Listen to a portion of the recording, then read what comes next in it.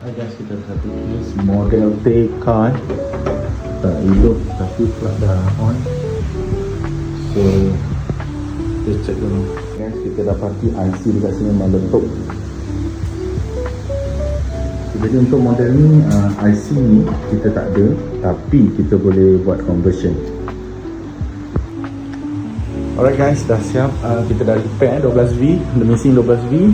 IC controller switching meletup. Jadi kita dah buat test, dah hidup. Jadi tekan on, tekan kipas, tekan lampu. Jadi lampu sebelah dah terpadam. Ni dah rosak sebelah, tapi sebelah lagi boleh. Nice. Sekiranya korang perlukan technician untuk repair, pasang, install coring, boleh PM kami, okey.